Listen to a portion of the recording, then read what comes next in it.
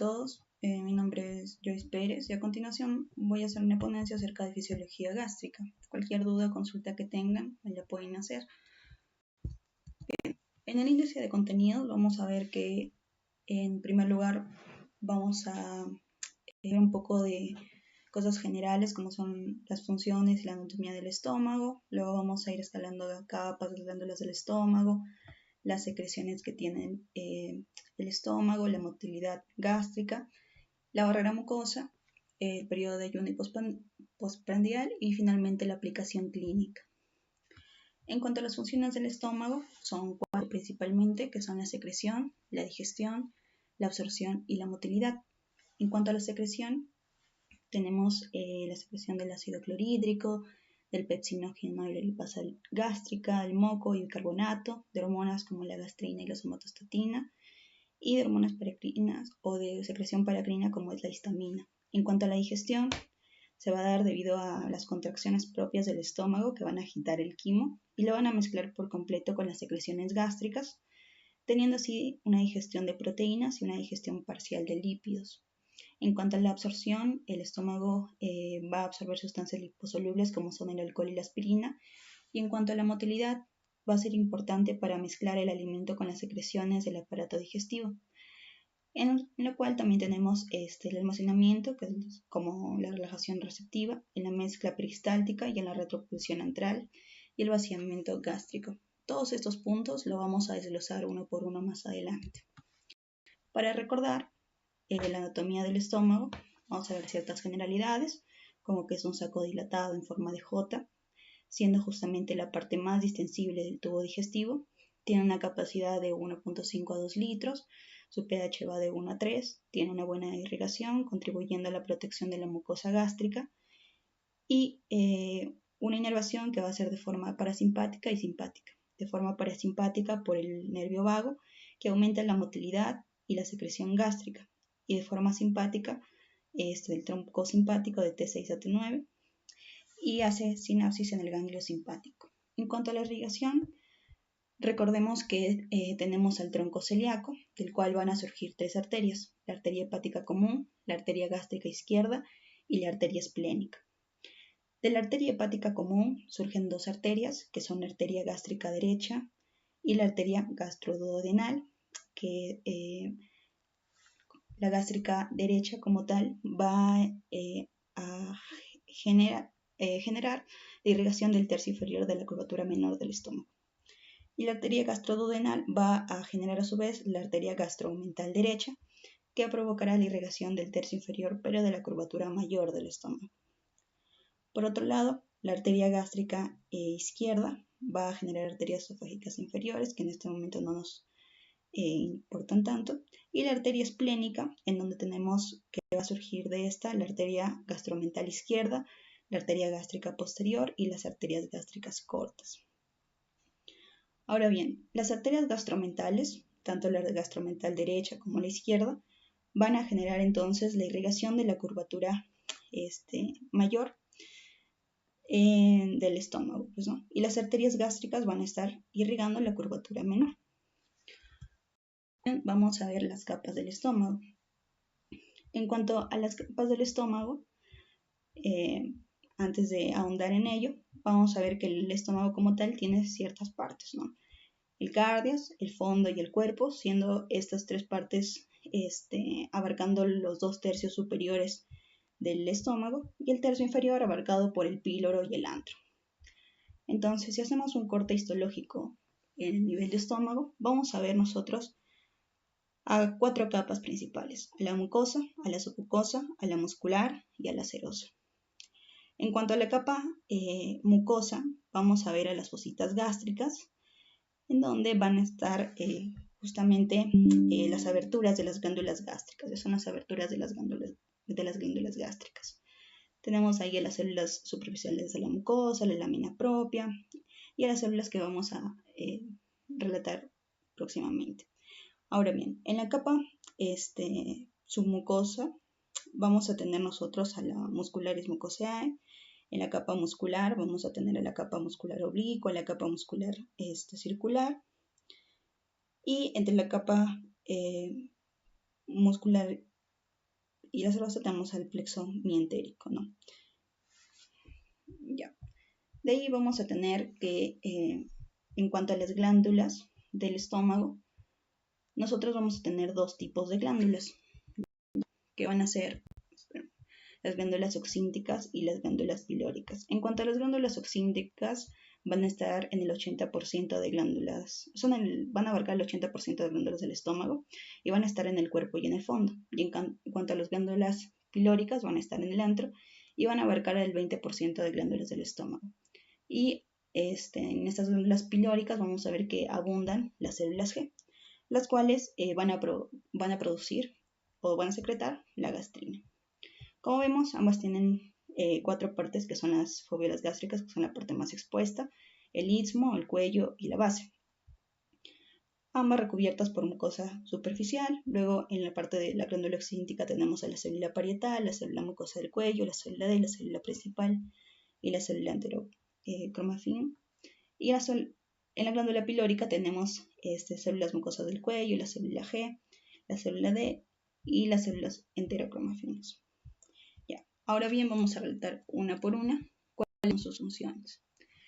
Bien, entonces, yendo desde la parte más superficial hacia lo más profundo, vamos a ver que está justamente la célula epitelial superficial o célula mucosa superficial también llamada, que junto con la célula mucosa del cuello, ambas provocan tanto moco como bicarbonato. Siendo el moco una barrera física tanto entre el epitelio como en la luz del estómago, y el estímulo para la secreción del moco va a ser la irritación en la mucosa, tiene una secreción tónica el moco. Y en cuanto al bicarbonato, tiene va a amortiguar el ácido gástrico para prevenir el daño al epitelio. Y en cuanto a su estímulo para la liberación, va a ser justamente la secreción del moco. Lo vamos a ver más adelante, más a detalle. Listo. Luego tenemos a las células parietales, las cuales van a secretar ácido gástrico y factor intrínseco.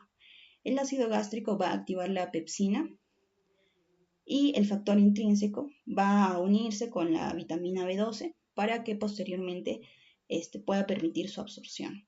Y esto es necesario ya que la vitamina B12 estimula la producción de los glóbulos rojos en la médula ósea. Ahora, las células parietales van a estar estimuladas por 3 factores principales, que son la acetilcolina, la gastrina y la histamina. Por otro lado, tenemos a las células principales. Las células principales, o simógenas también llamadas, van a generar la pepsina, también la pepsina, que es la parte activa del pepsinógeno en realidad, la lipasa gástrica, que justamente la pepsina va a digerir las proteínas y la lipasa gástrica va a digerir las grasas.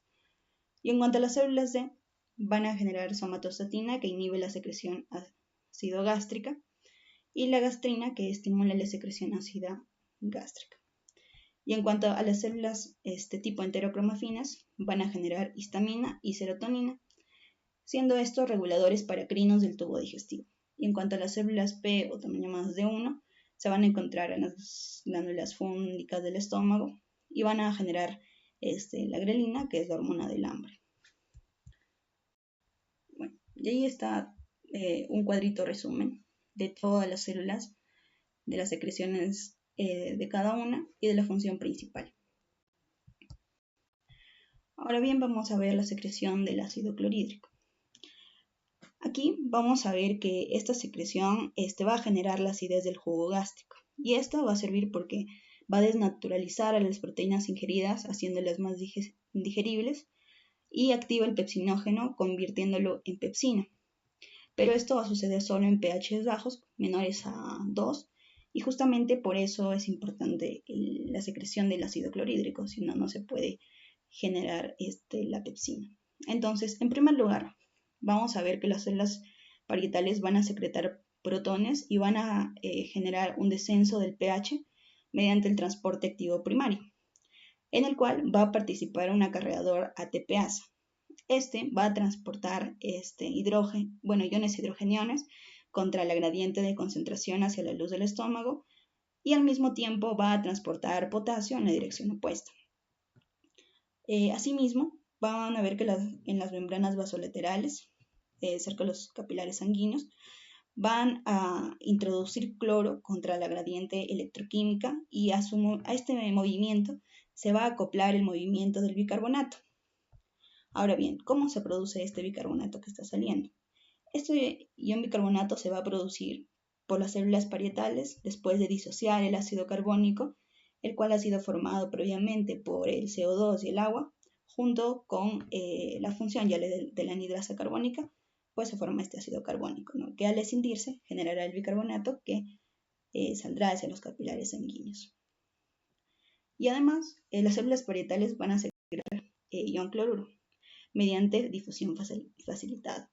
Entonces, en la luz del estómago van a unirse estos iones hidrogeniones que han sido transportados hacia la luz del estómago por el transporte activo primario y estos iones cloruro que han sido transportados por difusión facilitada. Y allí van a formar el ácido clorhídrico. Mientras que hacia la sangre va a ir el bicarbonato. Ya. Ahora vamos a ver los productos que estimulan e inhiben la secreción de iones hidrogeniones desde las células parietales gástricas. Ahí vamos a tener 3 estímulos principales, como les dije anteriormente: la acetilcolina, la gastrina y la histamina. La acetilcolina, producida por el vago; la gastrina, producida por las células G; y la histamina, producidas por las células tipo enterocromafinas.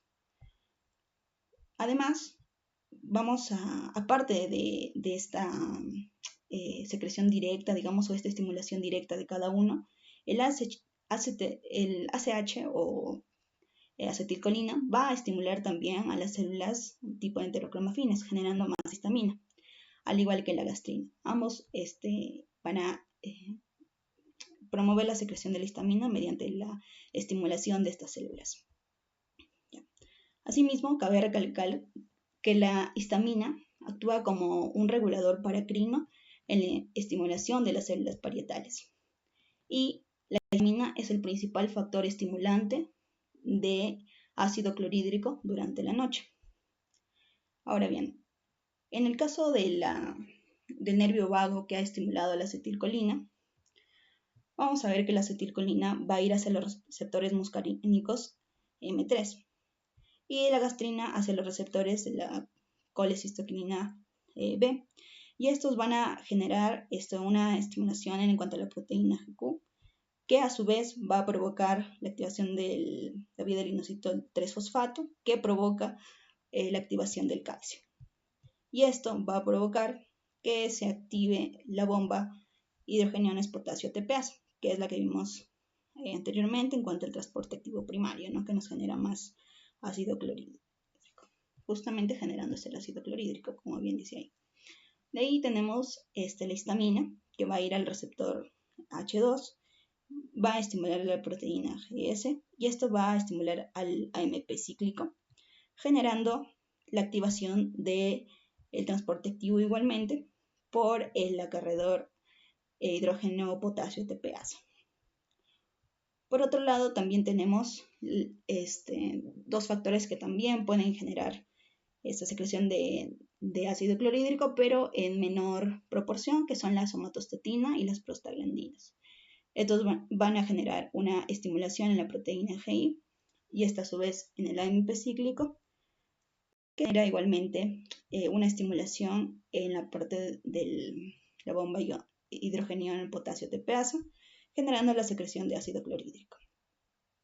Ahora bien, tenemos fármacos que van a inhibir ciertas partes de estas vías, ¿no? Por ejemplo, la atropina, que inhibe justamente a la acetilcolina; la cimetirina, que inhibe a la histamina; y el omeprazol, que va a inhibir a la bomba hidrógeno potasio ATPase. Ahora bien, la cimetirina justamente es más efectiva en la noche, porque no olvidemos que el principal factor estimulante del ácido clorhídrico durante la noche es la histamina. Por eso es que se suele dar este medicamento en dosis nocturnas. Listo. Luego vamos a tener la regulación del ácido clorhídrico. En cuanto a la regulación del ácido clorhídrico, vamos a recordar que existen 3 fases en cuanto a la secreción gástrica, que son la fase cefálica, la fase gástrica y la fase intestinal. No obstante, esta regulación del ácido clorhídrico solamente se da en la fase cefálica y en la fase gástrica. En la fase cefálica en un 30% y en la fase gástrica en un 60%. Ya. En la fase cefálica, tras el olor, la vista o el sabor, se va a activar el nervio vago, luego se activarán las células parietales o el vago activará la gastrina, que a su vez generará la activación de células parietales. En el caso de la fase gástrica, habrá estímulos por distensión, que generará también la activación del nervio vago, y a su vez generará la activación ya será de las células parietales de forma directa, o activará la gastrina, que a su vez activará las células parietales. En la distensión del antro, por un reflejo local que activará la gastrina y posteriormente las células parietales, y los aminoácidos que generarán la activación de la gastrina, que a su vez generará la activación de las células parietales. En cuanto a la activación de la pepsina, recordemos que la pepsina es una enzima que ya está activada. Entonces, inicialmente nosotros tenemos el pepsinógeno en las células parietales, y este pepsinógeno es una enzima inactiva que gracias al ácido clorhídrico va a poder generar la pepsina. Y esta pepsina ya como tal va a poseer la capacidad de catalizar la hidrólisis de los enlaces peptídicos de las proteínas ingeridas, permitiendo su ingestión posteriormente.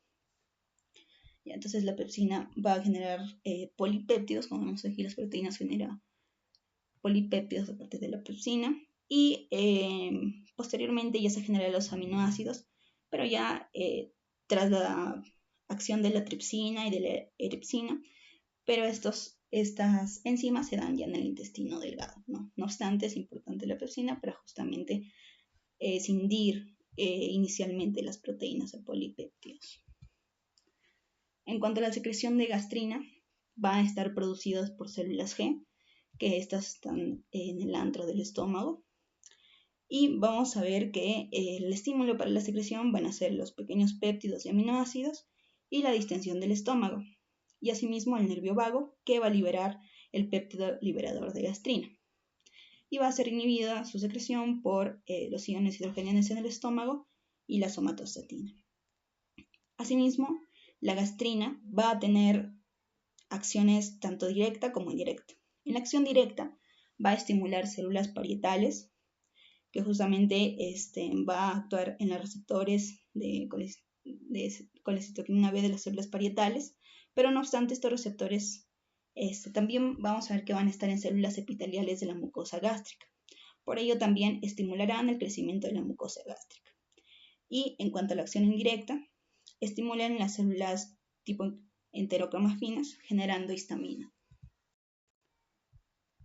En cuanto a la secreción gástrica, vamos a ver primero un vistazo general a lo que son las 3 fases, que son la fase cefálica, que se va a dar a través del vago.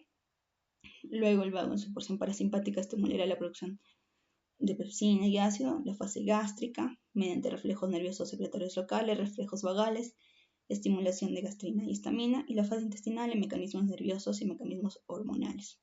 Ahora vamos a ver fase por fase y las características de cada una. La fase cefálica empieza justamente en el cerebro y va a abarcar un 30% de la secreción. Ahora, esta fase se va a activar cuando vemos, olemos o masticamos alimentos o incluso pensamos en ellos. Y este estímulo va a llegar hacia el centro vagal del bulbo raquídeo y se va a activar las neuronas parasimpáticas del nervio vago. Mediante el reflejo vagal largo va a ir hacia el plexo entérico y va a estimular a las neuronas parasimpáticas postganglionares y neuronas entéricas intrínsecas. Estas van a generar van a estimular las células dianas, que son las células parietales, las células principales y las células G. Las células parietales generando el ácido clorhídrico, las células principales generando el pepsinógeno, que posteriormente se activará con el ácido clorhídrico y generará la pepsina, y las células G generando la gastrina. Todo esto va a generar un aumento de la secreción y la motilidad gástrica. Por otro lado, este aumento de secreción y motilidad gástrica va a provocar a su vez reflejos cortos iniciados por distensión o por péptidos de aminoácidos, ¿no? ¿Por qué? Porque como vimos ya se activó la pepsina y por tanto ya tenemos los péptidos y los aminoácidos y la distensión propia del aumento de la secreción y la motilidad. Esto va a provocar aferencias sensitivas que estimularán el plexo entérico y esto a su vez estimulará las neuronas parasimpáticas postganglionares y se hará pues un círculo vicioso, digámoslo así, en la fase cefálica. ¿Listo? Luego tenemos la fase gástrica. La fase gástrica ya ocurre cuando los alimentos ya están en el estómago y van a provocar un 60% de la secreción, ¿no? Entonces, esta fase gástrica se va a activar por dos estímulos principales, la distensión del estómago y la digestión de proteínas. La distensión del estómago va a provocar la activación de reflejos locales del sistema nervioso entérico y del reflejo vagovagal. Tanto los reflejos locales del sistema nervioso entérico como el reflejo vagovagal van a provocar la liberación de acetilcolina, la cual va a estimular a las células G antrales, a las células tipo enterocromafines y a las células parietales. Las células G antrales van a liberar gastrina. La gastrina va a estimular indirectamente a las células tipo enterocromafines y estas van a generar histamina que a su vez, como ya vimos, van a provocar en las células parietales la liberación del ácido clorhídrico, ¿no? La gastrina, como ya lo relaté anteriormente, va a estimular de forma directa a la célula parietal. Y por otro lado, la digestión de proteínas se liberan tanto péptidos como aminoácidos que estimulan a la célula G antral y esta a su vez a la gastrina y esta estimula de forma directa a la célula parietal. Por tanto, en esta fase se va a producir gran cantidad de ácido gástrico que activará el pepsinógeno, generando la pepsina, provocando la digestión de proteínas. Y también, gracias a esta digestión de proteínas, se liberarán los péptidos de aminoácidos que ya posteriormente se digerirán de forma completa en el intestino delgado. Ahora, en la fase intestinal va a empezar cuando el quimo entra al duodeno y se va a dar va a representar un 10% de secreción. El estímulo en esta fase son productos de digestión de proteínas, las cuales van a estimular la célula G intestinal, la célula endocrina intestinal y los aminoácidos absorbidos. La célula G intestinal va a provocar gastrina intestinal, que esta gastrina intestinal no genera mucha secreción ácida como lo genera la gastrina propia de las células gástricas, ¿no? Y la célula endocrina intestinal que va a generar hormonas enteroxínticas. Ambas, tanto las hormonas como la gastrina intestinal, van a estimular a la célula parietal. Asimismo, los aminoácidos absorbidos también generan la estimulación de la célula parietal. No obstante, en esta fase no se da una secreción muy grande, como lo vemos, sino que más bien hay una leve secreción ácida y hay una inhibición de secreción gástrica para proteger el intestino. Más adelante vamos a ver cuáles son estos mecanismos de protección. Entonces vamos a iniciar por la motilidad gástrica. Ya. En la motilidad gástrica nosotros vamos a tener un estómago proximal y un estómago distal. El estómago proximal va a abarcar los 2/3 superiores del estómago, con el cardias, el fondo y el cuerpo, y el tercio inferior, que abarca el píloro y el antro, es el estómago distal. Entonces, en el estómago proximal no tiene tanta actividad eléctrica basal, tiene una contracción tónica lenta, hay alta distensibilidad y hay almacenamiento. En cambio, en el estómago distal hay una actividad eléctrica basal, hay contracción peristáltica, hay baja distensibilidad y ahí se va a dar la mezcla. Entonces, en la motilidad gástrica, nosotros tenemos 3 fases. La acomodación gástrica, la mezcla y la propulsión, que son los movimientos propios del estómago, y el vaciamiento gástrico. Entonces, ahorita vamos a ver la acomodación gástrica. En la acomodación gástrica, vamos a ver que el estómago, cuando está vacío, tiene bajo volumen y tiene baja presión intraluminal, ya que no hay alimento como tal. Pero ahora, cuando hay ya alimento, entonces el estómago se va a estimular en la parte proximal del estómago, es decir, los 2/3 superiores se estimulan y van a reconocer a los receptores del plexo mientérico y del nervio vago, ¿no? Que es mediante el reflejo vagovagal. El vago va a liberar óxido nítrico y péptido intestinal vasoactivo, y esto va a provocar la dilatación del fondo y del cuerpo, que a esto le denominamos relajación receptiva. Esta relajación receptiva va a generar una presión, o sea, va a generar que a pesar del volumen que ha llegado por los alimentos, no haya mucho aumento de la presión. Entonces, esto nos permite justamente el comer mucho sin sentir una presión inmediata. Ahora, ¿qué sucede cuando se ha dado una vagotomía, ¿no? Cuando se ha hecho un corte del nervio vago? Entonces, como se ha hecho el corte del nervio vago, no vamos a tener el reflejo vagovagal. Y ante la pérdida de este reflejo vagovagal, el estómago no va a poder relajarse. Y como no puede relajarse, entonces va a aumentar la presión intraluminal. Y esto se va a dar, por ejemplo, en gastroparesias o en dispepsia funcional, ¿no?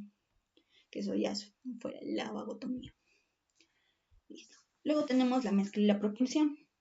En la mezcla y la propulsión, es cómo el estómago tritura y cómo mezcla la comida para formar el quimo.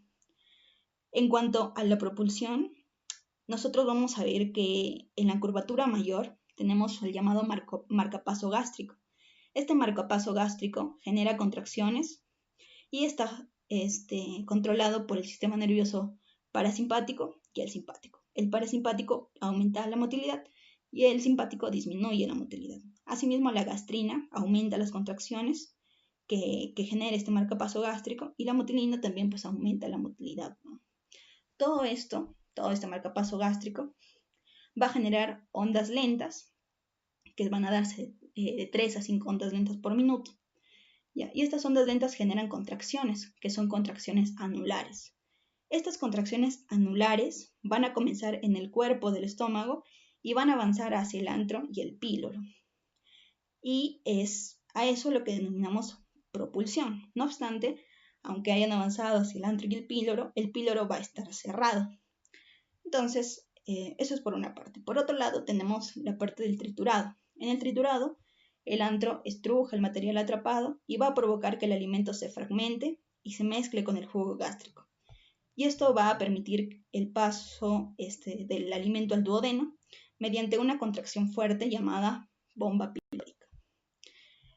Y en cuanto a la retropulsión, recordemos que el píloro está cerrado en la propulsión, entonces como el píloro está cerrado, el bolo va a ser obligado a retroceder hacia el estómago proximal para que el alimento se mezcle, se triture más y se forme el quimo de mejor forma para que posteriormente se dé el vaciamiento gástrico. Ahora, el vaciamiento gástrico es justamente el paso del contenido del estómago hacia el duodeno. Y tenemos ahí tenemos un gráfico en cuanto al tiempo y el porcentaje de alimento en el estómago, ¿no? Tenemos alimentos grasos que se van a vaciar de forma más lenta, ya que activan hormonas como son la colecistoquinina, la secretina, el GIP, y es esta la razón del por qué la comida grasosa da sensación de llenura por más tiempo. Los alimentos ácidos también, que van a tener un poco menos de tiempo. Los alimentos salados, que son los que se vacían más rápido porque no van a estimular mucho las hormonas inhibitorias y van a pasar de forma rápida al duodeno. Listo. Y ahora tenemos los factores que afectan el vaciamiento gástrico. Vamos a recordar que el duodeno tiene quimiorreceptores que detectan el contenido del quimo.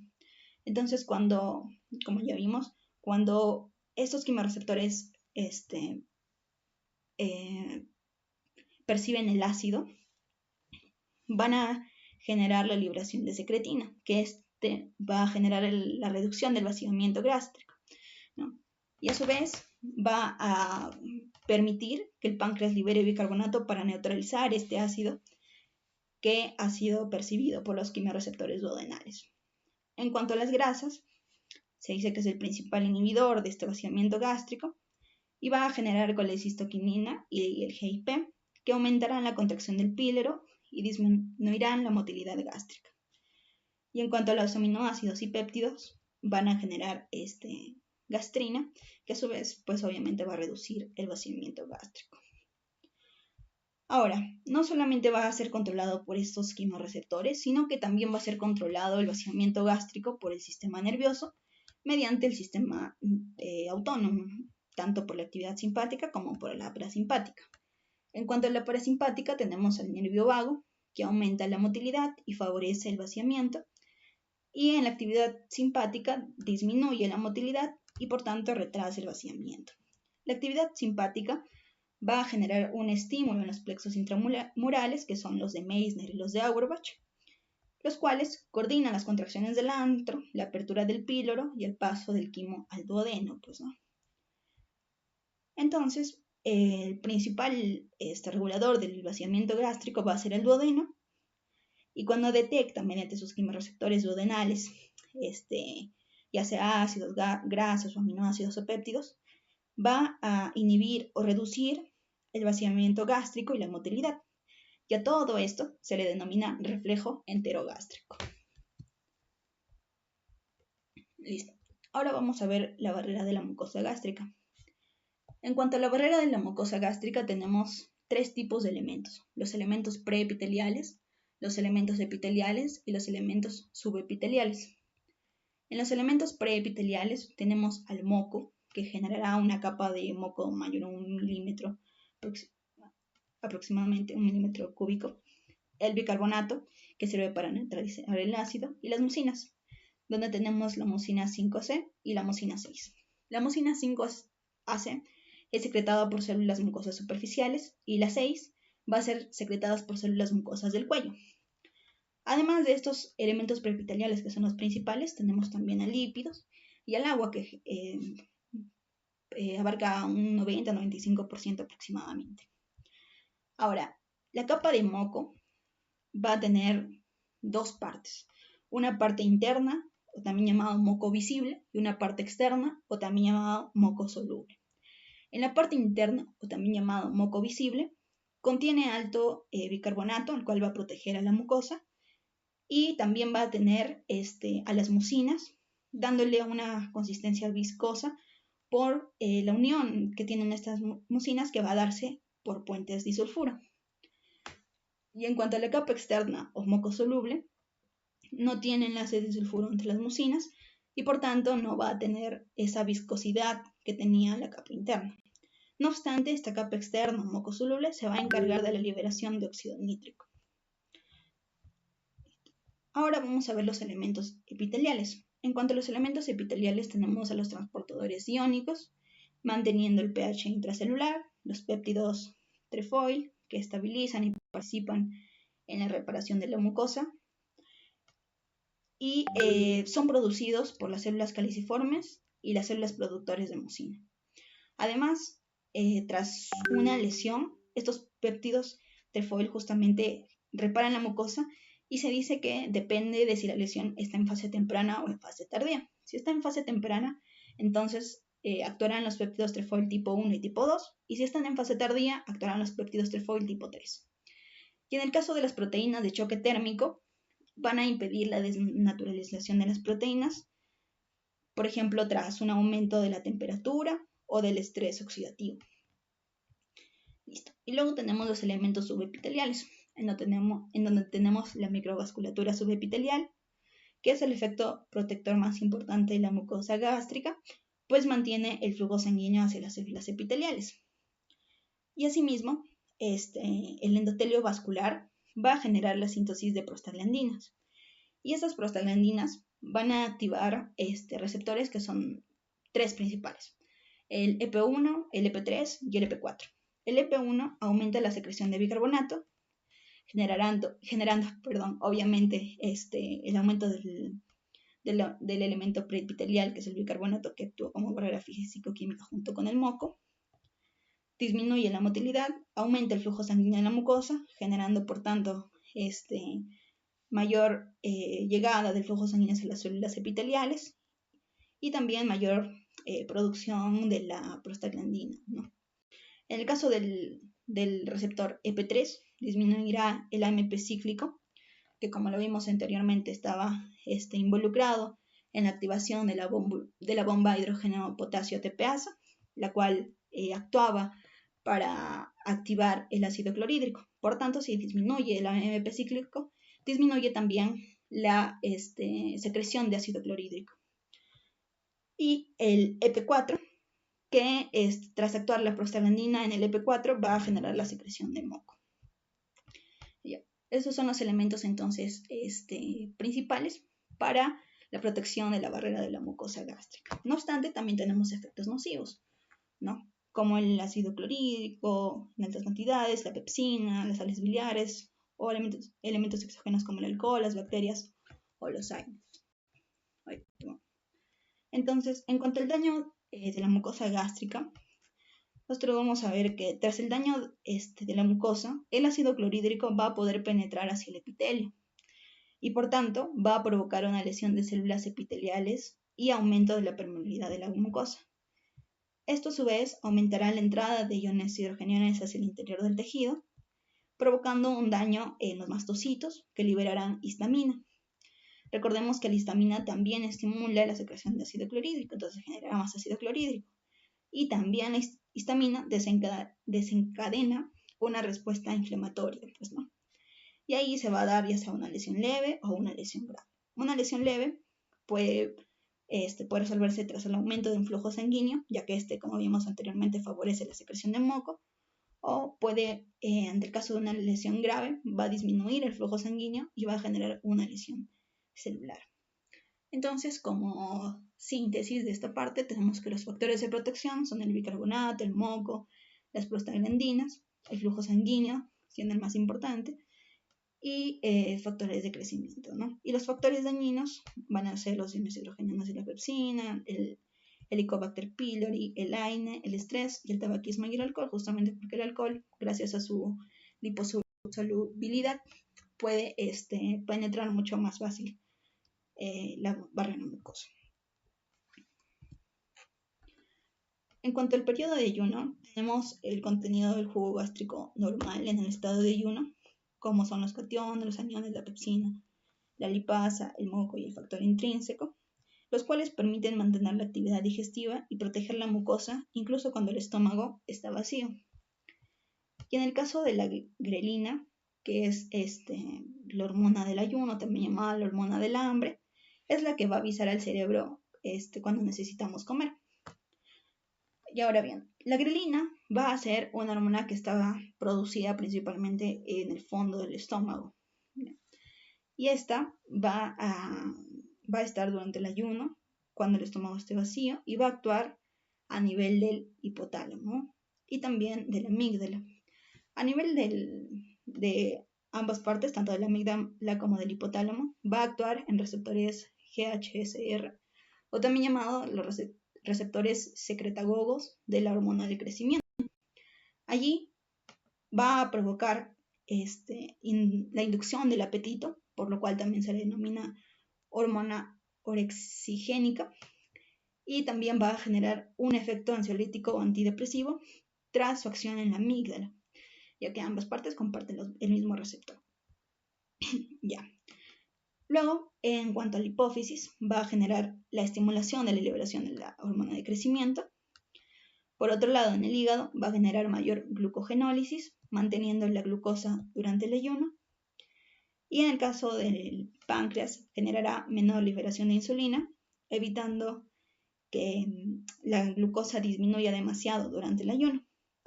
Y en el caso del músculo esquelético, va a ser anticatabólico, proanabólico, generará menor resistencia a la insulina, menor estrés oxidativo. Y en las células del sistema inmune, la grelina genera menor producción de citocinas inflamatorias. En el periodo postprandial es el periodo que se va a dar después de ingerir alimentos. Y aquí aumentará la secreción de ácido clorhídrico, se activa la digestión y aumenta la actividad de las células parietales. Ahora, tras este periodo va a darse también un evento fisiológico natural que es la marea alcalina, que va a ser un incremento pasajero del pH, porque como recordamos en la producción de ácido gástrico, se libera bicarbonato a la sangre. Entonces, tras la activación de la digestión, justamente va a generarse todo este proceso y va a liberarse el ion bicarbonato hacia la sangre. Y por tanto, la sangre se vuelve más alcalina y aumentará el pH plasmático y también el urinario. Entonces esta marea alcalina se produce minutos después de iniciar una comida y genera la lasitud y la somnolencia propia después de comer. En cuanto al síndrome de Soling-Ellison, vamos a tener que es un trastorno causado por un tumor llamado un gastrinoma, que puede ser un gastrinoma duodenal en 70% de los casos o un gastrinoma pancreático en un 30% de los casos.